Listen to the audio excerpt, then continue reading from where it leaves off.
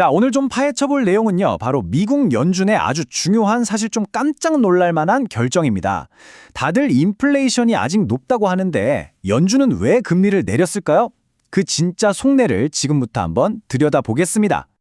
네, 바로 이 숫자입니다. 마이너스 0.25%. 연준이 기준금리를 0.25%포인트 내렸어요. 그래서 이제 새로운 목표 범위는 3.5에서 3.75%가 된 거죠. 와, 진짜 오랫동안 금리를 올리기만 했는데 드디어 방향이 바뀐 겁니다. 근데 여기서 다들 하셨을 거예요. 잠깐만요. 아직 인플레이션 잡힌 거 아니잖아요? 근데 왜 하필 지금 금리를 내리는 걸까요? 이게 언뜻 보면 진짜 말이 안 되는 결정 같거든요. 자, 그 속에 숨겨진 진짜 이야기를 한번 파헤쳐보죠. 그 해답은요. 놀랍게도 연준이 발표한 공식 성명서에 그대로 나와 있습니다. 그냥 쓱 읽으면 모르는데요. 단어 하나하나를 뜯어보면 아, 얘네 우선순위가 완전히 바뀌었구나 이걸 알 수 있습니다. 바로 이 부분, 리스크 균형의 변화를 고려하여 이 문구가 이번 결정의 모든 거라고 할 수 있습니다. 이건 뭐 거의 연준이 시장에 대고 여러분, 우리 이제 관심사가 바뀌었어요 라고 대놓고 선언한 거나 마찬가지예요. 이걸 보시면 연준의 온도 차이가 확 느껴지실 거예요.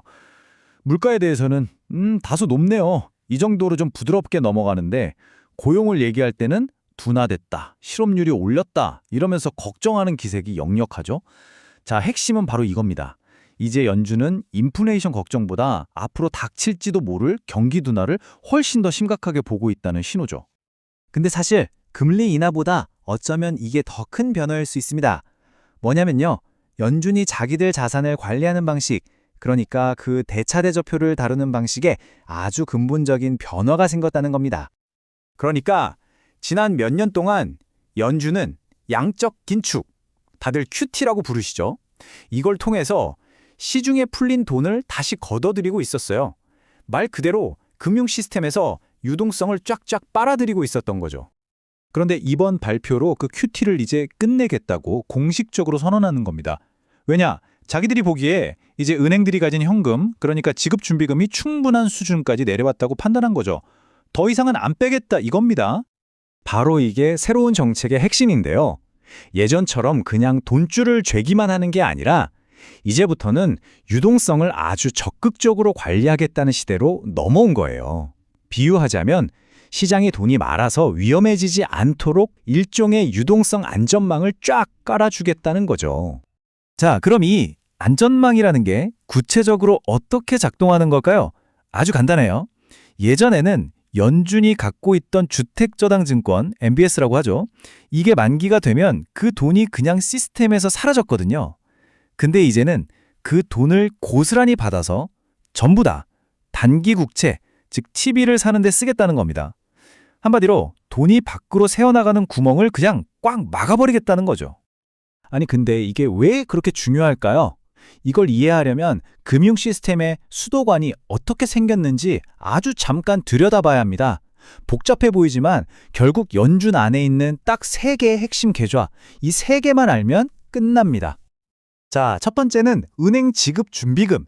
이건 그냥 시스템을 돌리는 연료라고 생각하시면 돼요. 이 연료가 많을수록 주식이든 코인이든 시장에 돈이 팍팍 도는 거죠. 두 번째는 영레포, RRP입니다. 이건 반대로 시스템에서 돈을 빼내는 역할을 해요. 뭐랄까, 갈 곳 없는 단기 자금들을 잠시 세워두는 거대한 현금 주차장 같은 개념이죠.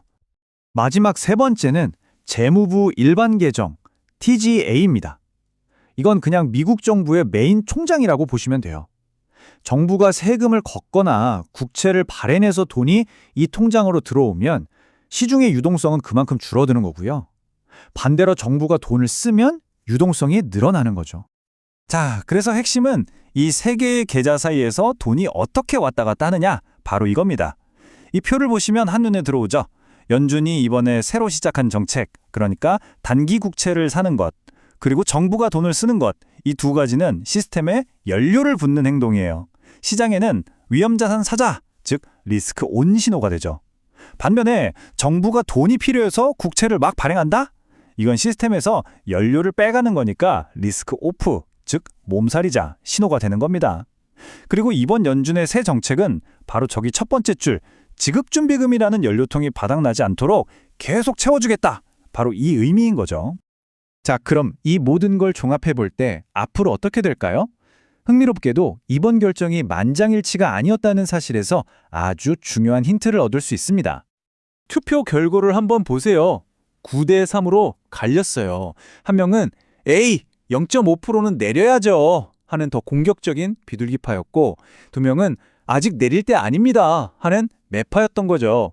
그러니까 이번 0.25% 인하는 이 양쪽의 매파와 비둘기파를 모두 만족시키기 위한 아주 절묘한 타협의 결과물이라고 볼 수 있는 겁니다.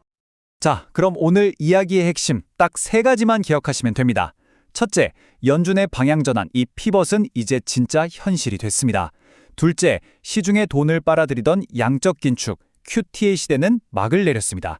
그리고 셋째, 그렇다고 해서 막 돈을 무제한으로 푸는 건 절대 아니라는 거. 이건 어디까지나 상황을 봐가면서 조심조심 움직이는 조건부 완화라는 점 꼭 기억하셔야 합니다. 이렇게 연준은 시장에 새로운 안전망을 펼쳤습니다.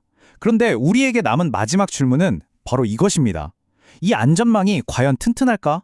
아직도 저 아래서 꿈틀대고 있는 인플레이션과 저 멀리서 다가오고 있는 경기 둔화라는 이 두 개의 거대한 파도를 과연 이 새로운 배가 무사히 헤쳐나갈 수 있을까요? 아마 이게 앞으로 우리가 시장을 지켜봐야 할 가장 중요한 포인트가 될 겁니다.